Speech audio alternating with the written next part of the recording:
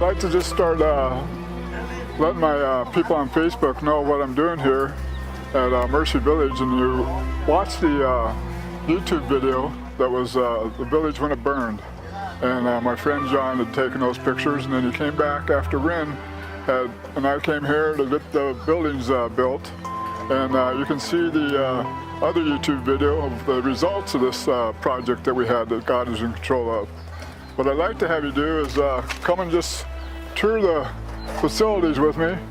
And that way you can see, this used to be, if you notice from the old burned out video, this is just nothing but garbage. And what Rin has done is put concrete in here.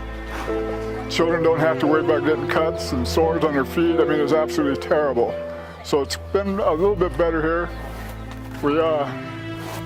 Rin's home here has got a little apartment in there. He's got a library, he's got a school, he has a place where we meet for Bible study. So he's done a wonderful job of getting this place fixed up for the people that live here in this village. These here are the homes, if you want to call them homes. I was told that our garages are better than 80% of the homes in the world. And I know Cambodia is not the poorest country in the world, but it is, as you can see, it's not one of the richest countries either. They moved from a thatched house in the village to come here to make more money. And this is what they live in. It's actually a furnace. Walls with just tin and a roof with tin. If you can imagine during the monsoon living here, or in this heat right now that I'm standing in, even with a fan, it's like being in a furnace. But if you look around the different flowers and stuff that Rin has done, look at the gardens here, look at the gardens over here. He's done a wonderful job in trying to make this place a little bit more beautiful with the trees and the garden. But when you get out here in the alleyway where they're working, the flies are absolutely horrible here. And you can see the chickens digging in the garbage for their food. But these people here, what they do is they sew bags. They sew bags together. They collect, as you can see, bottles. It's recycling at its best here in Cambodia. As you can see, they're recycling the plastic and the tin, and this is how they make some money. The bags here, they sew them together. Rin is trying to keep this little area a little bit more cleaned up because you can see it's horrible. It's just absolutely horrible. But this is how they make a living. This is all recyclable.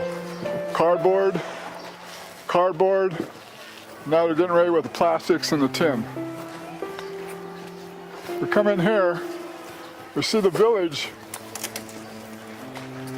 and how they live here and how dangerous it is for the kids. You see this little boy right here? It's just, I can't wait to get out in the village just to see the difference between Phnom Penh and the village out in the jungle. Smile for us, buddy. There you go.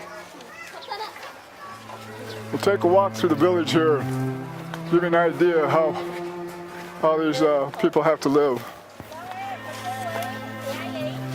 See here, here's the whole deal of cans.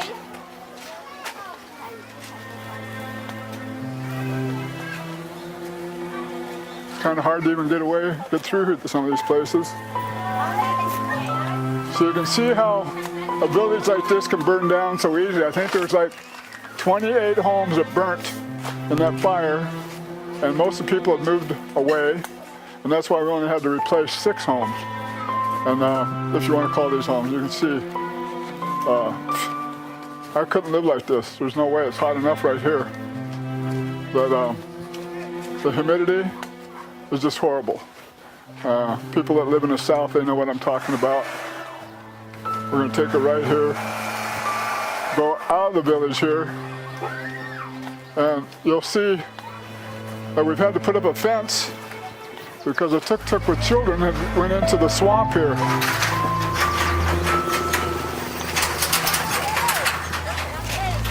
They came around a little bit too fast, and up here where the fence is, they come around that corner and they lost it and they end up in the swamp here.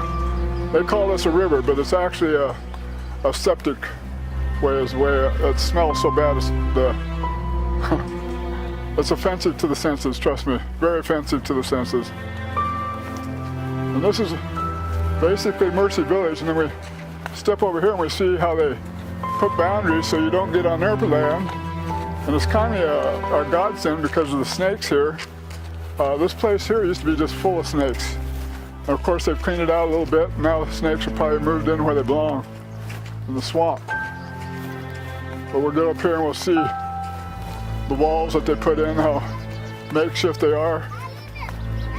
And here's the neighbor's property. What they're going to do with it, we don't know. But you can see around the village, all the metal, or the concrete homes. Quite a difference in the income brackets here. Here's some of our men from the village that are relaxing and having a good time, playing cards and relaxing for the afternoon. They'll take a break because it's too hot to work in the middle of the afternoon.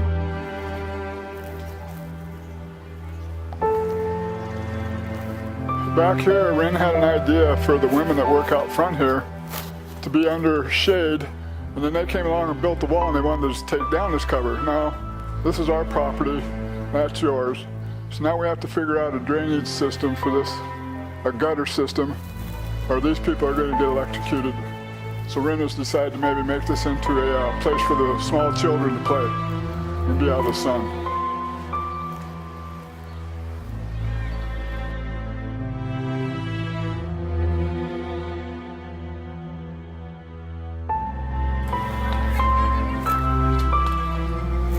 They actually pull these carts by hand. That's why the little handle right here like this. Because they actually pull it by hand, they'll go around squeaking a little squeaker and picking up garbage and recyclables. These people work hard just to make a little bit of a living here. Well, I hope I gave you a little bit better perspective of what's going on here at this village. It's amazing, we're just probably 3 or 4 miles from the palace on the river, and they call this a village. And it's because most of these people came in from the village, the thatched roofed huts, to these metal buildings that are furnaces, as I call them. I couldn't live in them.